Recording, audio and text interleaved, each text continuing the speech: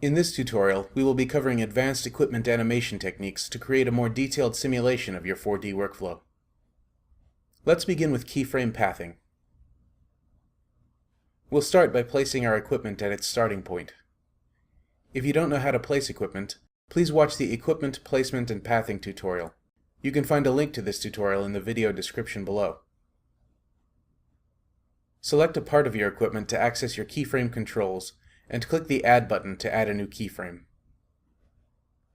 With your new frame selected, click the Move Vehicle button located at the upper left of your keyframe controls. Your equipment will snap to the end of your mouse cursor. Click a new location to place your vehicle. The new location is now tied to your selected keyframe.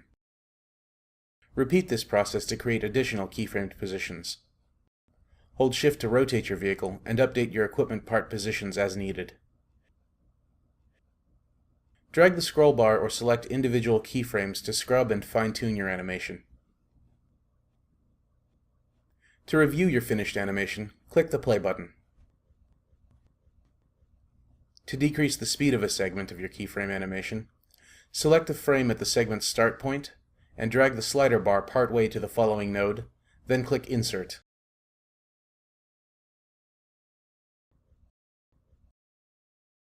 Fuser's construction equipment can also grab and release objects. To grab an object, first select the frame in which you want to grab the object. Next, click the Grab Object button. Your cursor will change to an eyedropper. Objects hovered over by the eyedropper will turn red. When the object you want to grab turns red, click on it to select it. The object will now be placed in a default grab position on your equipment. To reorient the grabbed object on your equipment, click the Move Object button in your keyframe controls. Use the gimbal controls to change your object's orientation and position, and click Finish to confirm its position.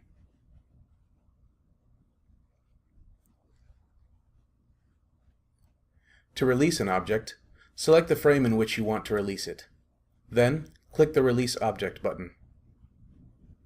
Once released, the object will return to its initial position. Please note that objects can also be grabbed from other equipment. To do this, simply follow the same procedure as before. First, select your grab frame from the second equipment. Next, click the Grab Object button and select the object loaded onto the first equipment. Reorient the object as needed using the Move Object button.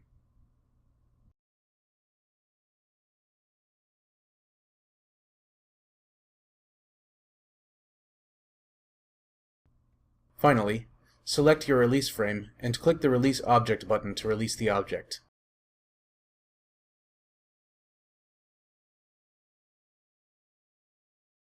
To avoid grab and release replay issues, make sure the first equipment releases the object on the same frame as the second equipment grabs it, or shortly thereafter.